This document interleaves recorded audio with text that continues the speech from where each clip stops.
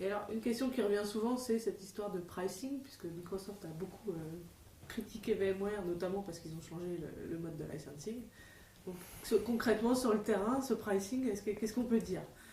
Parce que Donc là, on parle du pricing de vSphere 5, donc avec la mémoire. Bon. Concrètement, honnêtement, sur les clients que j'ai eus, j'ai pas vu de différence.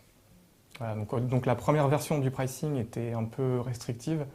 La seconde version, une fois qu'il y a eu un peu d'effervescence et un peu de bruit autour, la seconde version qui a été faite, donc les quantités étaient doublées et donc là, on arrive à vraiment des quantités de RAM qui sont vraiment acceptables. Donc personnellement, pour les clients, j'ai pas vu de différence. Par contre, j'ai entendu des témoignages qui disaient en effet, j'ai tant de milliers d'euros en plus sur mes licences. Donc ça existe. Ça existe. D'accord. Donc en fait, tout dépend du projet, évidemment. Tout dépend du projet, tout dépend du taux de consolidation. Indiqué, quoi. Parce que la première version du pricing, elle était très très restrictive et donc ça allait engendrer beaucoup plus de coûts. La seconde version qui a été sortie est vraiment plus est-ce que justement on dimensionne les projets différemment en tenant compte de ça, ou on ne se pose pas la question?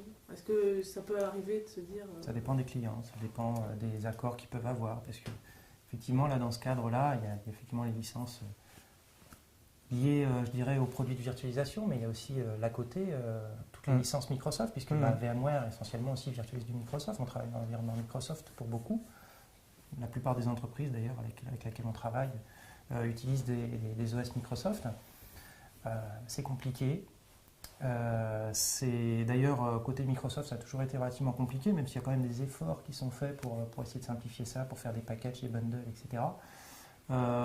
C'est effectivement quelque chose qui rentre en compte parfois dans la réalisation des architectures, mais par rapport aux clients que j'ai pu traiter aujourd'hui, moi, c'est souvent un aspect qui est traité en secondaire. C'est-à-dire que d'abord, on va monter l'architecture que le client a besoin et ensuite, on applique le mode de licensing adapté et pas l'inverse. Mais c'est aussi peut-être le fait de travailler avec des grands comptes qui ont des accords avec les éditeurs et donc ça se passe de cette manière-là. Si on travaille avec des petites entreprises ou des moyennes entreprises, on va réfléchir, je pense, complètement différemment sur des packages qui sont adaptés. Là, c'est vraiment VMware en a, Microsoft en a aussi. Donc finalement, la réponse, c'est pas aussi marqué que le marketing veut bien le dire, quoi.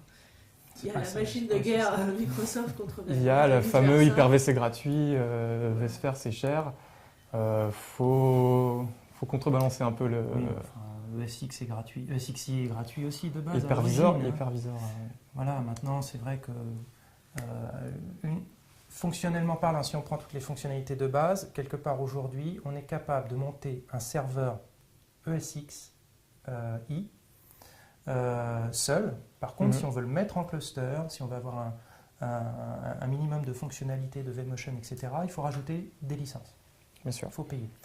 A contrario, aujourd'hui, une solution Hyper-V, vous pouvez monter un cluster Hyper-V sans payer une seule licence à partir du moment où vous virtualisez pas d'OS Windows dessus, puisque effectivement, là, vous allez devoir payer les licences des OS que vous virtualisez, si vous n'achetez pas une licence du style data center ou autre.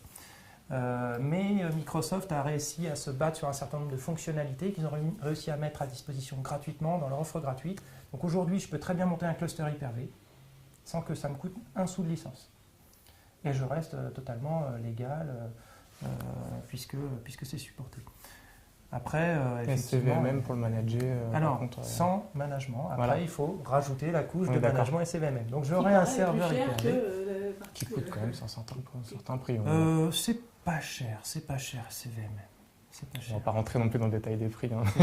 Pour les PME, c'est pas cher. Il y a des bundles à partir de 5 serveurs. On est d'accord.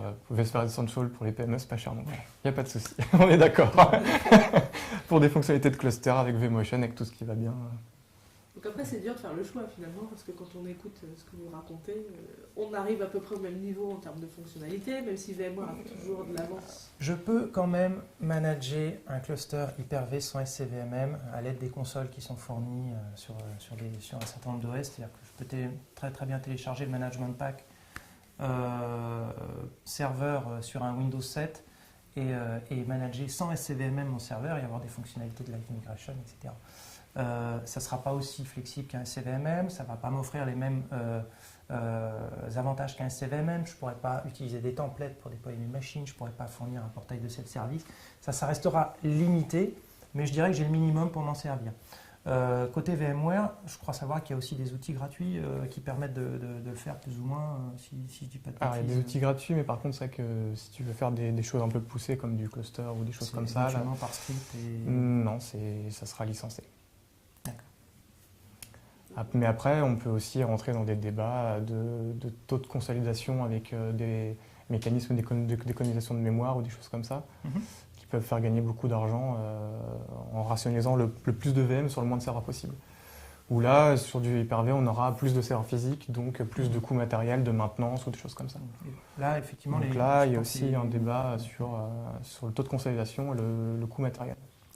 Ça se verra essentiellement sur les grosses infra où là les coûts, parce que l'économie de coûts se verra essentiellement effectivement sur des fermes assez importantes.